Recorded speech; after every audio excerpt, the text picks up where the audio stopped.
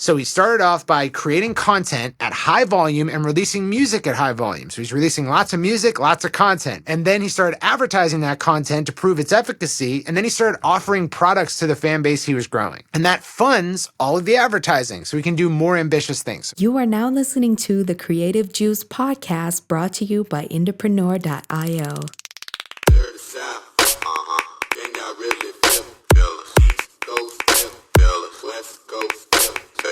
What's up, Indies? Welcome back to the Creative Juice podcast. This is episode 287. We're going to talk all about music marketing in 2023 and steps that you can use and frameworks that you can think about no matter where you're at in your artist career. I'm so excited to get into this. I'm your host, Jack McCarthy. With me is your other host, Circa. Cirque, what's up, dude? Not a whole lot, dude. I'm actually very excited to get into this because a lot has changed since I think we did a last broad overview update, and just to kind of get our thoughts and our experiences out there and hopefully help indies ascend in 2023 and 2024. Yeah, I'm really excited about this too, especially as we're kind of moving into the tail end of 2023. It's crazy to say that, but by the time this episode is published, we'll be on our way into quarter 4, which is crazy. We'll be diving headfirst into the last quarter of 2023. And I think you're right. There's a lot to talk about here. Things that are working now, the way that we approach music marketing for artists of all different types and sizes. Maybe we kick off by kind of defining 3 subsets of artist careers, and that will kind of allow us to further develop into the strategies that we see as, the frameworks for music marketing right now, the things that are working, and what's most important for these different types of artists to be paying attention to and focusing on. Hell yeah. Yeah, that sounds smart. Dope. Let's get right into it then. I would say there's probably 3 different types of artists, and we've alluded to this and probably even talked about it outright on the show recently, especially when we've been talking a lot about selling and sales and advertising and getting your music out there. But there are really, when we talk with artists at the agency, when we talk with artists at Indie Founder, our coaching program, and when we consult and look at what's going on with artists inside of the IndiePRO community, there are kind of 3 big umbrellas that we see artists fall into. And just to kind of outline them for you guys, you can think about, sort of bucket 1 or umbrella 1 being artists that are just starting out. They don't have a lot of content. They really have no audience. They haven't been releasing music regularly. And there's just not a whole lot of infrastructure in place yet. And then under the second umbrella, you've got artists who they've been releasing consistently. Maybe they've got content happening at a scale that is comfortable to them. They've kind of found their lane, so to speak, and they've got some people paying attention to them. There's a bit of a fan base being built up. Even if it's small, there's a core subset of people that really are starting to dig what they're doing. And then the third bucket or umbrella are artists that have all of that going on, and they've got a customer base and a large audience that they can pull from and really start to maximize revenue. Those are kind of the 3 sorts of artist, creative careers, bands, wherever you might fall on that spectrum. That's the type that we're going to be talking about here today, and what kind of music marketing works for them and the things that they should be thinking about today, now. Yeah. And you could also think of it as where's your revenue at? Your first bucket is people just starting out. Your music career probably costs more than it makes. I was just going to say negative revenue. Yeah. And then the second bucket, revenues are starting to catch up, right? So, I spend all this money to create the music, get it mixed, put it out, but my streaming check is starting to be not $20, and I might be getting shows, or I might have done an album launch or a merch drop that made some money. So you're starting to see the horizon in terms of cost versus revenue. And then, the third bucket being your revenue positive. And, it's time to start thinking about how to professionalize your business operations and figure out how to get revenue on a consistent, reliable, high basis. For sure. Yeah. I actually think that's a really good way of looking at it as well. It makes it a little bit more definable in terms of the numbers, because in a lot of ways there are artists who, and I guess there's a little bit of a tug of war between these things. There are artists who, might be making some money from shows where their revenue might be in the black or profitable in the green.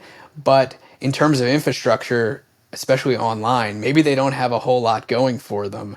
And for them, these strategies might look more like, starting from the first bucket rather than the third. So these kinds of things, they play a little bit of tug of war between each other, and there is some interplay. So I want to go into this episode with that caveat that it's not necessarily black and white between categorizing yourself based on revenue versus categorizing yourself based on assets and the things that you've done. Because to be totally blunt, if you're an artist and you're also making money doing gigs where you're, performing out at bars or open mics or doing cover shows or whatever, and you have a profitable music business in that way, that's kind of separate. And I do want to make that caveat. That is kind of like a separate business. It's not really like your artist career at a international scale. We could consider it your original music career. Exactly. Yeah. And beyond a local microcosm. So yeah, let's get into it. Let's start off with our first bucket, which is like, you probably have very little fans. You've released some music, or you're about to release some music, and you're having trouble growing. Really, the whole thing that you need to do is to create momentum in terms of your fan base growth. Now, there are some obvious vanity metrics we can look to define, like, is your fan base growing? There is Spotify monthly listeners. There's Instagram, Facebook, TikTok followers, more like Instagram and TikTok followers. Facebook following is like, it's just not something people focus on anymore.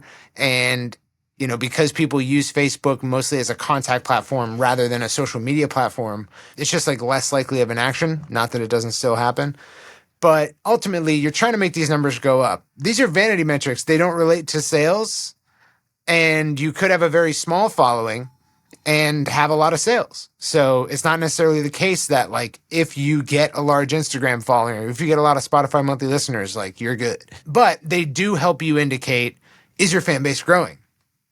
And what we want to look at for this bucket, this group of people who are in this case, is ultimately there are some artists who make a virtuosic, revolutionary album and they become industry darlings by way of Pitchfork. And like they just spring up overnight. And like that's very rare. So we're not going to look at that, right?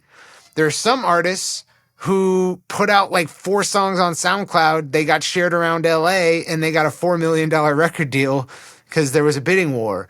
And now like they have a career. That's the edge case. We're not going to consider that. We're going to look at artists who have been able to achieve a fan base and a music career full time. And they all have pretty much we want to take the most common route of success. What's something they all do, okay? And then we have some things that all of our success stories do that's not included in that set that we'll introduce. But we can get the obvious one out of the way, which is that, like, how is it that most artists are succeeding today who are coming up? It's content. It's content on highly disposable content platforms like TikTok and Instagram Reels. It is probably rarer that you see an artist come up entirely off the back of like a YouTube following than you do see one come up entirely off the back of a TikTok or an Instagram following today. And regardless of what the platform is, I think it's uncontroversial to say at this point that a high volume of high quality content and music is what is required here. What do you think about that, Jack? Yeah, I totally agree. I think that it's a non-negotiable at this point. You have to be able to create content. You have to know what kind of content to create, and you have to have systems in place for doing both of those, for learning, for researching, and for creating and distributing. And I think that that's kind of the primary goal, in keeping with the thesis of this episode, a guide to music marketing in 2023. If you find yourself in this first bucket that Cirque was just talking about, that's going to be your biggest task, is defining what kind of content you are going to create that resonates with the audience that you're trying to reach, and then getting it out there. Yeah. And so in the context of this conversation, we're going to presume you have good music because, one, if you don't have good music, there's no like guaranteed way that we can get you to have good music. Like we can teach you songwriting, we can teach you production or point you to the right resources. But there are some people who are making bad music who will never make good music. And so it's not something we can even possibly account for. So we're just going to presume that you're making some digestible music. Okay. So that way we can skip a lot of preamble. If that is the case, and you create high quality content and put out music regularly over a long enough period of time, success is almost guaranteed. Like success in the way of having a fan base, like a group of people numbered in the thousands or tens of thousands or hundreds of thousands who enjoy your music, done over a long enough time span, releasing music and high quality content on a regular basis will alone get you there by default. Like that's kind of what we've seen, right? Like it's like if the content's high quality, music's high quality, you put it out regularly, you engage with people, like by default you will grow. And I think that if you're not doing those things, it is the biggest liability to your future success that you have. So it's like one of the most important things to get out of the way early. Is like you need to be releasing music consistently and you need to be creating content with that music. And when I say content, I just mean like videos with the music, right? That's all I mean. I'm glad you said that because I was just going to bring up like this is probably one of the more controversial things to say right now to artists that fall into this category is they don't want to hear, maybe you're listening to this and you're like, oh my gosh, another episode, two more guys talking about making content. Like this makes me want to throw up.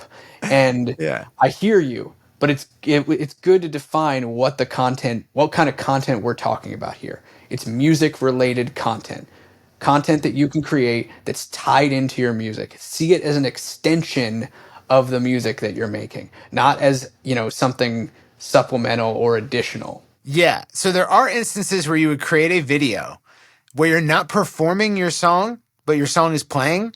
And the video is like a skit or a embodiment of like a concept in the song. So like, just a funny short form video that might go on TikTok or Instagram Reels where your song is really just like, it is animating the concept. That happens.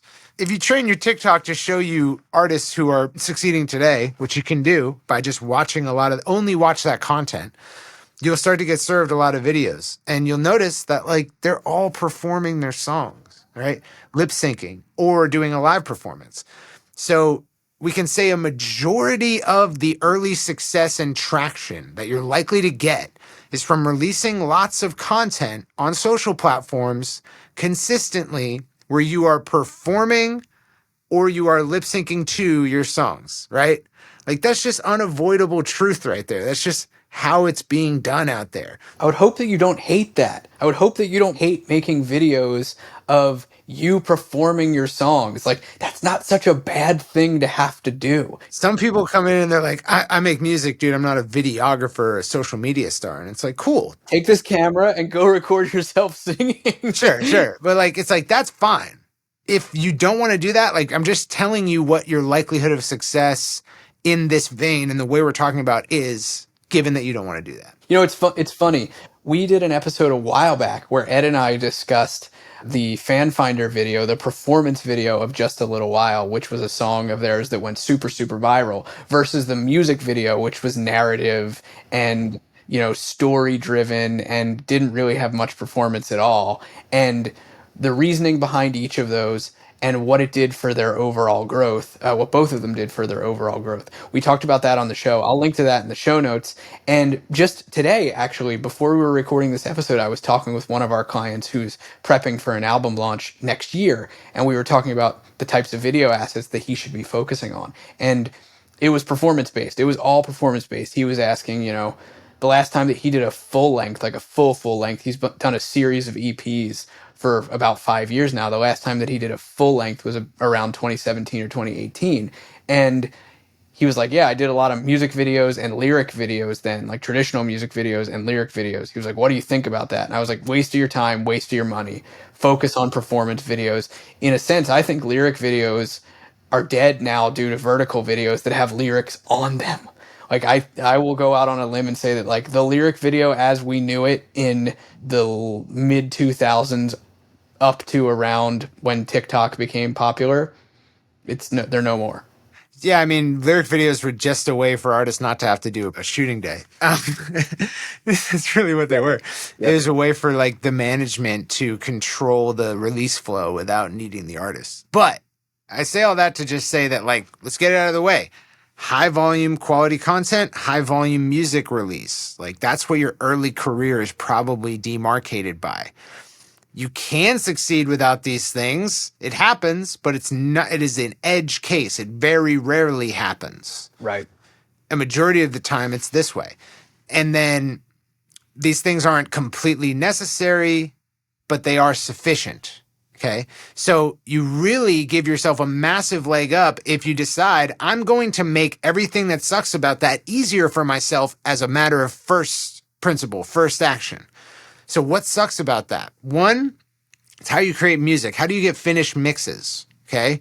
You need to be able to get finished mixes at low costs that are of a reasonable quality that people don't feel like you're an amateur.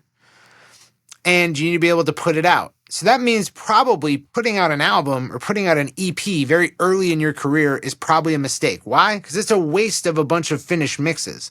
If you want to put them out as singles and then later package them into an EP with like 1 or 2 new songs, that's great.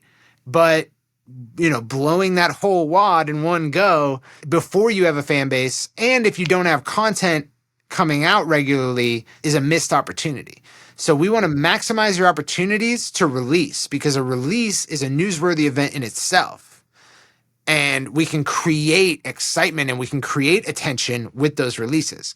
So you want to maximize the number of opportunities you have to release, and you want to have a content system in place. So we deal with what sucks about getting finished mixes. You need finished mixes on a regular basis, and you want to be probably releasing singles. That's not always the case, but it's most of the time is the case. And then when it comes to creating content, you don't want to be creating content blind. You don't want to have like an idea and be like, I'm going to go shoot this for an entire day, get an editor to edit down or edit myself, and then put it out, and then it flops because you just wasted a bunch of time. When you could have gone with stuff that's backed by data. So in this early point in your career, you're going to want to study artists in your genre and style who are gaining traction on social media. And you can find them on TikTok, you find them on IG Reels, you can train either of those algorithms to show you more of them. So you're going to want to start to pay close attention to what are their videos like, which ones had the highest success, what's going on in those videos, how can I replicate that, you know, in a way that is my own, is indicative of how I am. Maybe you don't like certain aspects of it, but you want to replicate others. So having a source of good video ideas to then go out and create, now you're backed by data, and every release you have an opportunity to have a video, you know, gain traction or do well.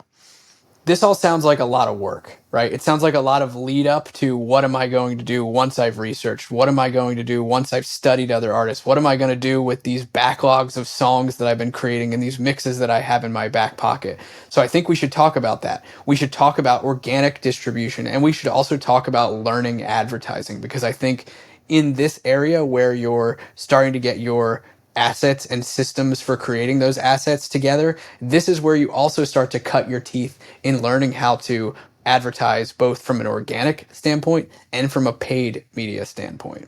Yeah, well, so I'm going to stick in organic for a second because we'll get on to paid. It'll be its own thing. But in the organic land, if you have accounts you follow and your algorithm's trained to show you more of them, then you not only have a source for video ideas, but you have a source for study in terms of how to distribute. So what post text are these artists putting out these posts with? What do they do in the comments? Do they respond to people? How do they respond? What times a day do they post? How frequently do they post? These are all cues for you. Success leaves clues, right? So you can look at these strategies that they're employing that are very visible and obvious, and you can start to dissect them and employ them yourself. Probably it's the case that you want to be posting on a daily basis. Now, that sounds insane, right? Like, I have to create a new video every day? Well, no, because number one, early on in your career, there's no one really focusing on your page. So if you have, like, let's say that you create 5 videos, right? 5 songs. Now, let's say within each of those songs, you can cut out 5 usable, worthy, quality 15 to 30-second clips. Okay, well, now we have 5 times 5. That's 25 posts. Okay. And then let's say you, after 25 days of distributing that content, or 12 days, if you want to do multiple posts per day, you go do it again. Well, now you have 50 posts. Okay. Maybe a clip jumps out and now you want to create a broad range of videos off of that one audio clip. So you see how we're multiplying out. And once we have 60 days of content, You got a lot of runway. so you can actually start to take them down and republish them, right? Especially ones that work really well. You can continually do that. Ed did this with the 502s when Just a Little While hit, which, by the way, I filmed the performance video and it went viral, and it was one day, and the music video cost more money, took more days to film and edit, and didn't go viral. So that's instructive for you that you don't need like music video production values. You want performance videos because they're quick and dirty and they work better anyways, right? Yeah, for sure. And I think this is a good example of watching what's successful.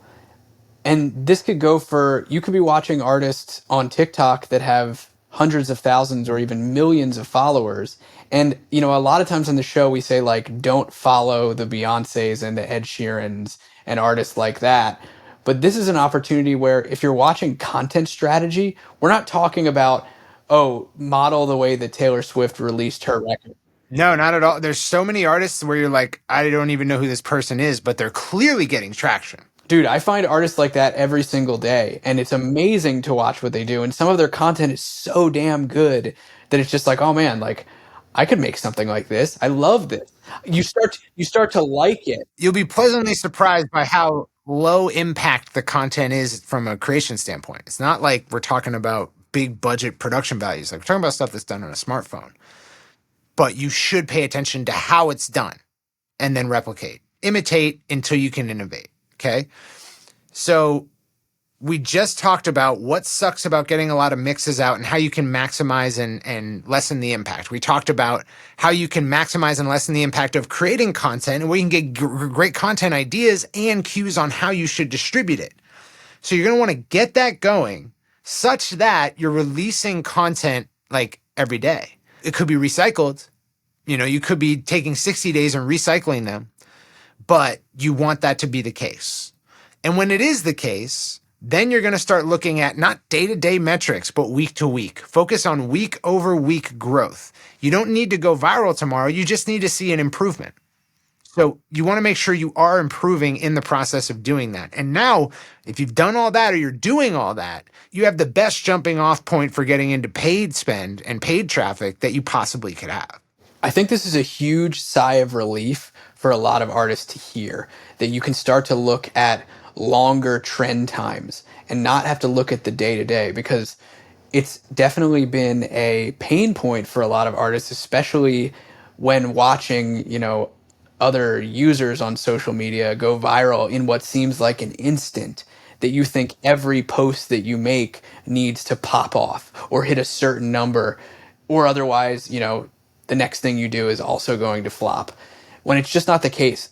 If you start to look in this stage, especially if you start to look at the longer time horizons, weeks to months eventually, as consistency builds up, so does momentum. And that's what's important to be paying attention to, not only from a growth perspective, but also just from a being able to keep going perspective. It makes you not hate it so much if you post one thing and you're like, okay, that didn't hit. Okay, fine. On to the next day. I think that makes the process a lot more forgiving. Yeah, and when you're in these early stages, like, yes, it's the case that these content platforms will reward you for consistency.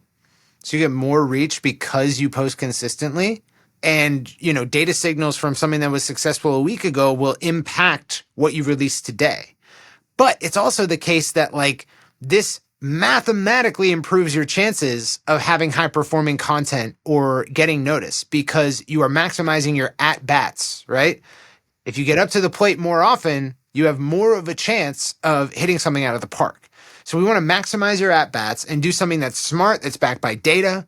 And we want to see week over week improvement. If you're doing that for like a month or 2 or 3 months and you're not seeing week over week improvement or month over month improvement, in your vanity metrics, in your following on social media, in the reach your posts get, in your Spotify or streaming following, if you're not seeing that improvement, okay, well, that's when either you need to experiment or see what you're doing wrong with content, or more likely, music needs experimentation. Mm-hmm. That might be a sign that the music is not at a level where the audience you're going for, the people you're following, the cues you're taking, they're not digging what you're putting out. And so either it needs a shift in terms of who you're going after, or it needs a shift in terms of how you're creating this music. Maybe you're self-producing and your production is not up to snuff. Or maybe your lyric writing is not up to snuff. But that might be the sign that you need to go back to step one and improve what you're actually putting out. And that's all we're going to say about improving the music, because it's really not our place to talk about whether your music sucks or not. Like, that's not the business we're in. We can only deal with, what do you do when you've got the music up to snuff. But that's just a caveat there.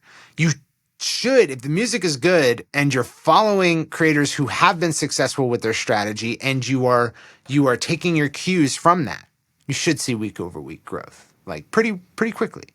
And so once you're there, then it's time to start experimenting with spend. And you can do this earlier on, like before you have a track record of consistency, you can do this early on.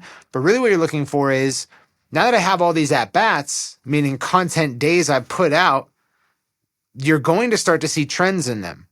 So it might be the case that like you've repurposed 60 days of content twice, and both times this one video or this one audio clip, regardless of what the video is that you're using the audio clip in, just always does better. Okay, well, now you're starting to have candidates for running ads. Yeah, for sure. And I think it's worth noting here that like the processes that we've outlined so far probably make up about 80% of where your focus needs to be when you're in this stage in your career. It takes a long time, a lot of work, but if you put in the work and you spend the hours doing this and you put the creativity into it, you're going to have outsized returns compared to the rest of, the artist market that's out there not doing that. Yeah, I mean, everything we just described will make and we work with people at every other stage, like directly. And when they have something like what we just described, it makes everything easier. So much easier. It's like rubbing butter on a slide. Like, you're just going to slide right down, right? Right. So it's so much more frictionless when someone has that foundation. Now, I will say there are cases, and I want to make this clear, like Dukes, for instance, he didn't do this process I'm outlining, but he got his initial fan base in a different era, and he's a freak musically. And he has a lot of collaborators who are also freaks musically. And so it's a bit of an edge case. And there are edge cases where, like, can you just do ads right away and not need a high volume of content? Sure. But like, given that this is the majority journey to success that's being practiced today and used effectively, you should do it. So you build that foundation. We talked about all the organic stuff. We talked about frequency. We talked about content. We talked about putting out lots of music. And starting to see each single release as its own campaign, right? You want to give it its fair shake every single time. Now, once you start to see high-performing content, songs, and most importantly, audio clips jumping out, then you're going to want to start to experiment with paid advertising around those videos. And there's multiple ways to do this. Like, we have trainings on how to do this. There's two things you can do. One, you can just run them to get data back. And you can use Facebook advertising with an objective of video views or even engagement if you wanted.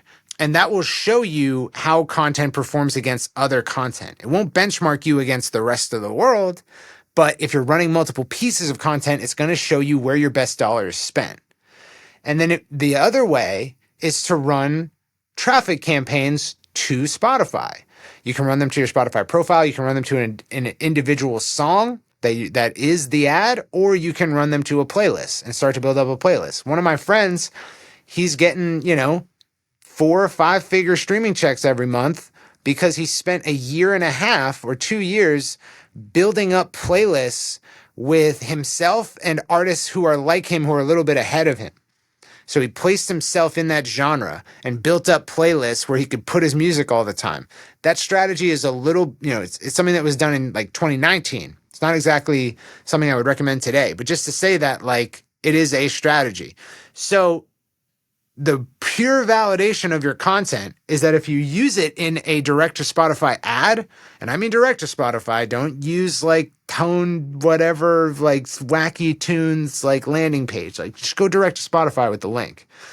And you should see those metrics start to lift. And I mean, like, you should see a 2x increase in your Spotify, like almost overnight. Like, that's what we see in Founder clients who start running Instagram reels to Spotify, they see just jumps. So you should see that.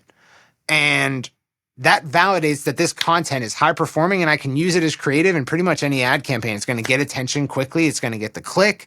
People really dig it. So it really validates your ability to not only use this content for advertising, but get anyone to do anything off the basis of that advertising. And that sets you up for future results. You can see that this creation of content and the going through the processes and the hard stuff sets you up for the ability to then reach people at scale with your dollars. So then you're not having to do as much of the hard stuff once you've got a process in place for doing it. It's a little bit of a little feedback loop. Yeah. Which is cool. It creates this opportunity then for you where you can put, $15 a day into an ad campaign and you can show your high performing assets that you've spent time, effort, energy, and creativity to make. You can put those in front of new people without having to rely on algorithms to support it. Yeah. And the front end of getting anyone to take any action is the ad creative that they see or the message that they see that prompts them to do that. And what did we just describe? We just described you're going to spend the early part of your career or where you're at right now to, a year in the future, maybe just finding the best bait, the best message you can use as the front end for any future campaign. And to give you an example, Duke's, his video Responsible, we ran fan finder tests on it in 2018 and it jumped out. And we were like, this is not only great performing organic, it's great performing in ads. And this year he used that exact same video 5 years later to make a 5-figure profit on selling CDs and merch to anyone, cold audiences. So that's why this validation process is so important and helpful later stages of your career when it comes to monetizing.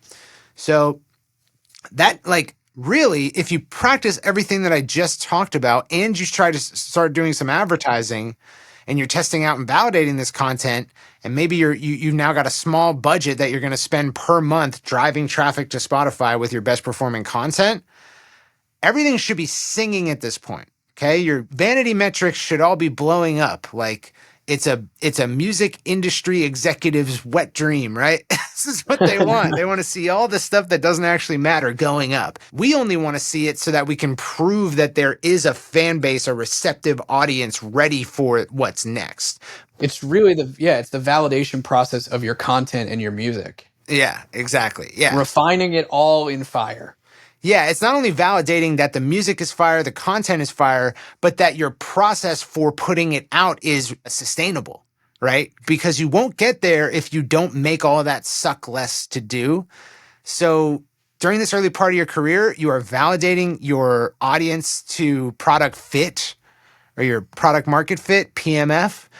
And you are validating your internal business processes to make this a real career, a real business, because it's not going to move if you can't put out music and content regularly.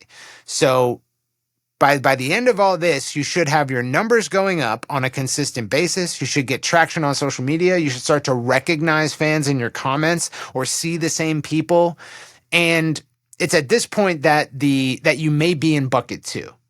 You may start to get to a place where either you're starting to get revenue and opportunities or it's time to do that. And I think that's what we can start to talk about here is this speaks specifically to the artists that have those processes in place. They know that they're repeatable, which is especially important as you continue to make new music.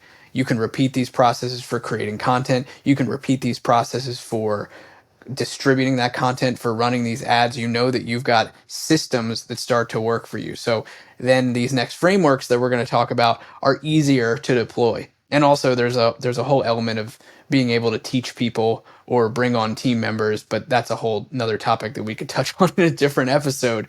But once you've got these things ironed out, it kind of puts you squarely into bucket number 2, where you've got an opportunity now to start attacking what we'll call earning media, earning audiences, and going after revenue. Yeah. So at this point, you've built a little toy model of what your business would look like, your career would look like at scale, right? Like it's working at a small level. Now we just want to scale it. What is scaling? It means growing. What do we denote growth in? What is the denomination? Growth can be new fans and vanity metrics like followers and monthly listeners. It can be email subscribers and it can be customers or text subscribers, right? So, and that's like in order, right? So like someone who's like sort of in your world might listen to you monthly on Spotify. They might follow you on Instagram. Someone who's really in your world is going to be subscribed to your email and text lists. Or at the deepest level, they're going to be a customer, or even deeper, a repeat customer. Okay.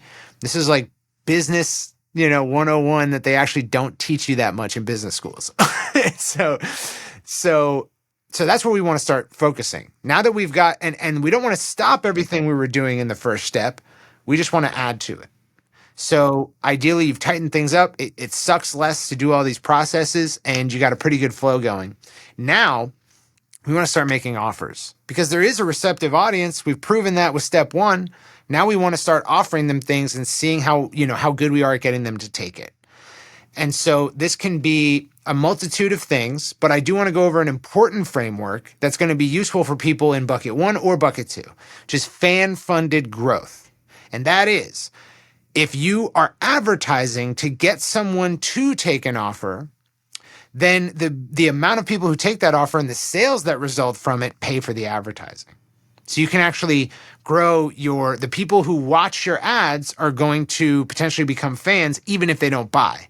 The people who do buy are now going to be on your email list and your customer list. And they will probably buy future releases from you, merch drops, new albums, right? So we want to grow both the customer list and your exposed audience without paying for it. That's fan-funded growth, okay? Now, we know you got fire content at this point. Otherwise, you wouldn't be at this point. So that's going to be the front end of your system. Now we need offers. So we need products you can actually sell. We need things that you can sell, ways you can monetize. Your streaming check, maybe it's like meaningful at this point, but that's like really irrelevant and more difficult to control than creating a product and creating a system for selling it that also gets you exposure as a byproduct. Right. And this is where a lot of artists really start to get into thinking about the way that they invest and reinvest their money. I've worked with a lot of bands and artists who, when they do merch drops, for example, or when they're, trying to monetize their attention that they've grown and capture it with an offer, they're focused on making a profit, but primarily for the purpose of putting it back into getting more fans. And that's what we're talking about here. So ultimately, what's the next thing you have to do after everything we just talked about? So you know what fan-funded growth is. It's a framework that we can use to grow you without it cutting into your budget more, because you probably spent money at this point just to get here, right? So we want to stop the bleed, okay? Now, a great example of this is La Russell. Like La Russell has been blowing up over the last 2 years, and he runs ads because we repost his videos where he talks about ads. And he's like one of the only like stars out there who's like preaching this. This is why we love him so much, because it's like, yes, dude, it is ads. Ads rule. So he talks about ads, but he also has monetization vehicles. So he does backyard shows, and the tickets are exclusive. They're limited, right? Because only so many people can fit in his backyard, and people fly out to get to them. So he started off by creating content at high volume and releasing music at high volume. So he's releasing lots of music, lots of content. We just talked about that, right? And then he started advertising that content to prove its efficacy. And then he started offering products to the fan base he was growing. And that funds all of the advertising. So we can do more ambitious things. So it's the same thing. In order to do that, you need products. Assembling your songs into an album release is a great first foray into products, because you can create CDs and vinyls and merch around that and run a big campaign and have an excuse to do so. So maybe you're thinking about an album release, or if you already have a collection that you can print into a CD, like and if you're hearing this for the first time, like people buy CDs. Duke's just made a nice 5-figure profit earlier in the year off of selling CDs. It's a great way to have your first product because it costs very little to produce. It's high margin and people still buy them for whatever reason. So it's a great first product, but ultimately you need your first set of products and then you need a funnel. You need a way to turn traffic, people clicking on ads or people clicking on your organic posts or clicking on your profile into sales. And that's probably not with it could be there. We've done it in the past where it's like, hey, the ad is just like, go buy this, right? But you're going to have higher friction there. So what Duke's ran was a free plus shipping and handling campaign. The CD's free. You just pay shipping and handling. And then within the shipping and handling, we have a little bit of margin to pay for the cost of producing the CD. And the whole way that makes money to pay for ad costs is through upsells. So we're offering more products through checkout.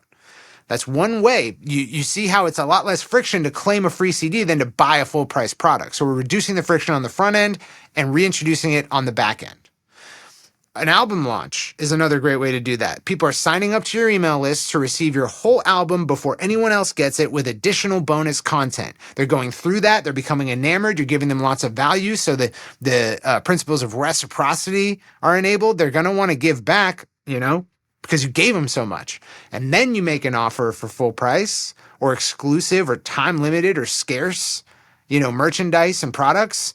And you monetize all of that attention. So you grew your email list, ideally for free or at a profit, and you grew your customer list. So these are a couple of different examples. Here's a little pro tip on the album launch strategy and funnel as well. Something that we do a lot of at the agency, and we talk about this inside of our IndiePRO community as well, is not only do you make an offer on the back end of this experience that people are having where they've gotten your new record for free, you can make an offer right at the front end, right after someone signs up, and on the next page that they see where it's thanking them for being a part of it, make them an offer for something tangible that will take them through the experience, almost like the guide map through the museum, if you will. It will take them through this experience, charge a little bit of money for that, and use that to subsidize the cost of acquiring them as a subscriber. And then if that covers, let's say that covers 30 to 50% of your cost of acquiring new email list subscribers, the rest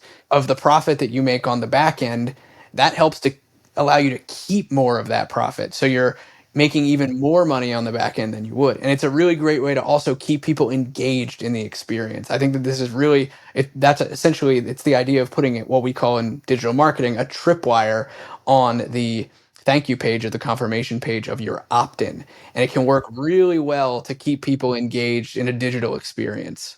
We said we weren't going to do tactics, just frameworks. I know. I'm mad. This is very tactical, but since we are talking about tactics, really quick, an ultimate album launch, how we run it, this funnel that I told you about, where it's like sign up, get the album early, get a bunch of bonus content. At the end of it, we're going to make an exclusive offer. That's a funnel, and we can just remove it's not fancy. We didn't invent it. We just made it in this particular way. But let's make it more fundamental. Someone signed up for free value and they bought a product because they received free value. That's all you need to know, because now you could advertise any free value in exchange for signing up and you could sell any product afterwards. Ultimate Album Launch is just one manifestation of that. But you could offer the Your Band starter pack, and it comes with a bunch of weird assembled items or digital items, right? And it's an email sign up. And then immediately thereafter, once they opt in for that, you're making an offer, because the best time to make a paid offer is right after someone took the free offer, not later. So your actual most opportune time to monetize those email subscribers is right after they signed up, because they're about to get free value from them. They're already it's already reciprocity in their mind. So if you make them a paid offer or a tripwire offer on the back end, you can often subsidize the cost of getting them in the first place before you even deliver the value. And then if you deliver the value, they might come back and repeat buy. So these are all different tactical ways to arrange this. But just the point is that we want to get you to fan-funded growth. So you already have the content and you're already growing an audience that you can use. And now we just want the final piece, the product and the way you sell the product. So we want to get that in place. And now that's like a checkpoint, because you're not bleeding cost anymore. You're able to monetize the new attention you're getting quickly. So now you can actually grow faster, because if it works, once you get it working and you put in $1 and one comes back or two comes back, even better, now you can go from $1 to 10 to 100, and then God forbid to 1,000 or 10,000. And really the only thing you need to maintain is how well that process performs, which it will break down as you scale up in budget. But, if you're able to fix that or get better at it over time or improve your profit over time, then you can scale it up, and you didn't actually create more content and you didn't actually release more music than you normally do. You're just scaling up budget. So budget is now your economy of scale, not content or new songs. Right. Does that make sense? Yeah, exactly. We said we wouldn't get tactical. I think we did a good job of staying outside of tactics. Got a little nerdy there. Yeah. Don't get stressed out by the nerdiness of funnels and what steps you should put, and even really what funnel you should choose or offer you should choose. You can experiment and learn as you go with this. It's not a make or break. And actually, that's probably a really good caveat. The vast majority of artists that I know that are utilizing especially fan-funded marketing strategies and advertising strategies, they experimented for quite a while to get the right combination of elements, offers, products, the way that they advertise it, the copy they wrote, the type of funnel that they used, the upsells, the order bumps, all of that. It takes time. And again, this is where there's the strategic learning portion of bucket 2, and then there's the scale and budget part of bucket 2. I think those are the two things that interplay with each other as you work to market yourself at this stage. Yeah, and we talked about in the first bucket, like there's two things that are going to suck that you need to make suck less, which is getting finished mixes and putting them out, and then creating content and putting it out. Those are the things you need to make better and get better at. In this stage, it is creating and manufacturing products, so ordering CDs or ordering t-shirts or ordering whatever, and then creating a sales process or a sales funnel, which is like setting up landing pages and connecting your payment processor to it, and email automation is like kind of annoying. And then 3 is fulfillment, because you actually need to send out these products, and that can suck quickly if you don't get a handle on it early. But all these things can be made to suck far less. And if you're growing at a profit or break even rapidly, you're not going to care. So those are the things we want to focus on making more efficient over time. And it's important to realize here that once you get to this point where you are growing and you're not paying for it or you're making profit off of it, it's actually pretty linear and simple. You just got to do more better, right? Like before we had to find what content works and, is the music good and how do I put it out and all this stuff. But if you're able to get a funnel that's self-liquidating, like chances are that you're probably going to be doing more of the same but better. So you're going to do another release and you're going to try to maximize profit there. You're going to get better at ordering your products, in bulk. You're going to get better at creating sales funnels or finding the sales process that works better. You're going to be better at fulfillment, or you're going to outsource it, or you're going to pay someone to do it. So like you can grow a lot within that framework, but it's pretty linear. Right? The more that you can spend into this system without it costing you money, the larger of a fan base and customer list you're going to have. And, a lot of people go through this process and become profitable. Now, it's worth mentioning that we're talking about the direct-to-fan path.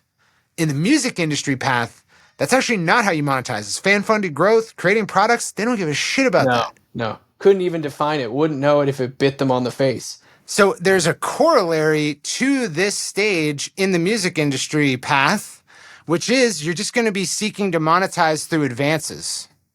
You're going to be getting loans against your future revenue value. You're going to be getting record deal advances or publisher or distributor advances. You're going to be seeking out advances. So you're monetizing, but it's all against your future revenues. And in my opinion, it's a shittier way to do it because you're going to give away pieces of those future revenues in exchange.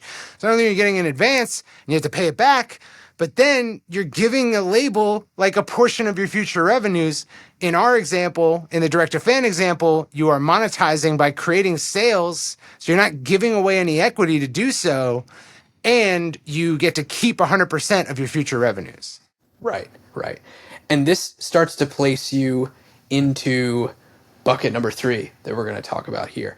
And it's funny that you mentioned the traditional music industry approach to getting to this level, which is typically artists that have large fan bases and have a lot of opportunity to maximize their revenue through that fan base. Either they have all of these frameworks in place or they have the opportunity to put them in place and just haven't because they followed a traditional music industry path.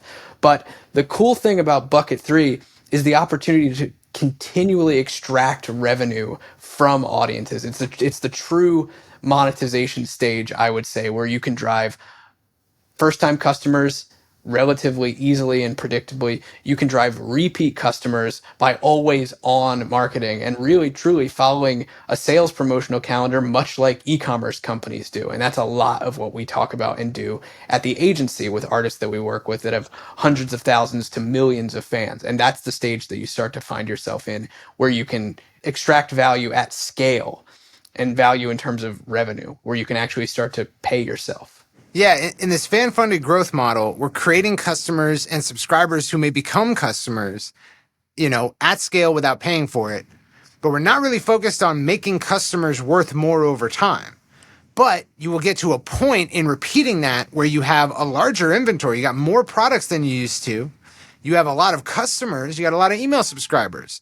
So then instead of acquiring email subscribers and customers, you'll be seeking to broaden them. You'll try to create customers out of subscribers by running sales promotions on a regular basis.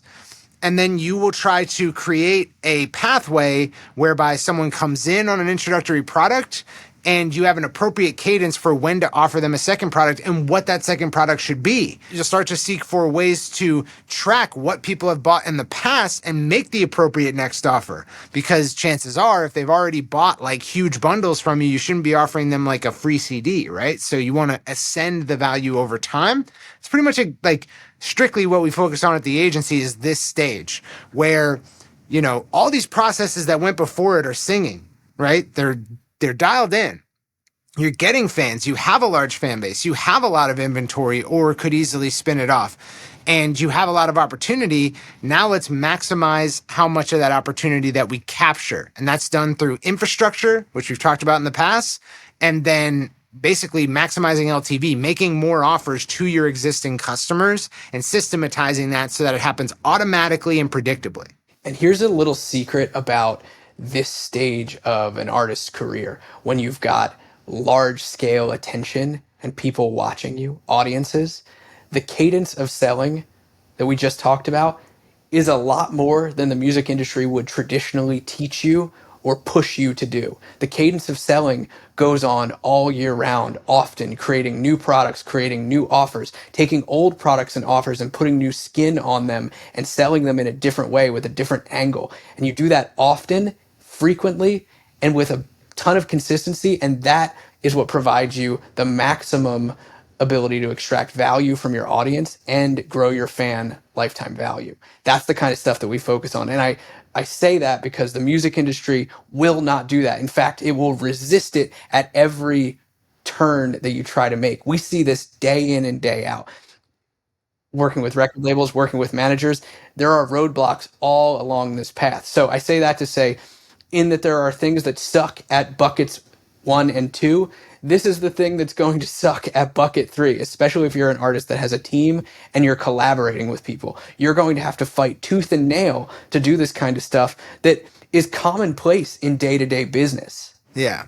Yeah, regular businesses would love to hear someone's focused on these things. It's completely foreign to managers, record labels, publishers, distributors, booking agents. Like, booking agents don't even know why you would want to sell your own tickets to control the checkout flow. Like, they don't know. And so there's no incentive in the music industry to focus on any of what we just talked about because all of the checks come from businesses. The music industry is business to business in that you, an artist as a business, are going to sign a deal with a record label as a business who is going to really rely on Spotify as a business to deliver them all of their revenue. So it's big checks that get cut from business to business, and the whole business to consumer thing, no one appears to want to accept responsibility for that in the music industry. But if you accept responsibility for it and do really well at it, then you'll own 100% of your business and you'll get far more revenue coming in. So, yeah, so true. And managers hear that as well, because oftentimes in the relationships that you have with your artist clients, you benefit from that too. Yeah. To the tune of money. It's worth mentioning that your product and your process for selling that product, like that doesn't have to be physical products like merch and music. Andy Hunter is a great example of someone who did that whole process we just talked about from beginning to end, but used tours and tickets as the monetization vehicle primarily until COVID hit. Yeah, that's true. That's a great example of there are different monetization vehicles, pathways. It doesn't have to be, as we were talking about in the last kind of bucket, it doesn't have to be a free item. It doesn't have to be a CD. It doesn't have to be a vinyl. It can be digital experiences. It can be tickets. It can be events. Look at LaRussell and what he was doing with his, backyard house shows. It's really only limited to your creativity and what your fans are interested in, what your, little market wants to buy from you and what you're willing to sell them. Hell yeah. There's a hurricane coming and it's getting pretty gloomy outside. So I do have to cut this episode short. But I think we went over pretty much everything we wanted to go over. Yeah, I think so too. I hope that this was helpful just to give you guys some of the frameworks that we're using when we think about music marketing right now, midway through 2023 as we barrel forward towards 2024. And hopefully this allows you to put yourself in, maybe one of these buckets or between them and allow you to think about the things that you could be putting into place in your own music career and help you grow. Hell yeah. I hope this was helpful for all you out there. Hope you guys dug this. We'll catch you next time on Creative Juice. As we wrap up the show, you're listening to Toxic by Major Moment, one of our Indie Awards winners here in the IndiePRO community. If you want to be a part of IndiePRO and the IndiePRO community and get nominated for Indie Awards when we have it next year, make sure you join us inside the community. This is Toxic by Major Moment. We'll see you next time. Peace, Indies. Smile to my face, tell me it's alright. While my blood is dripping from the tip of your knife.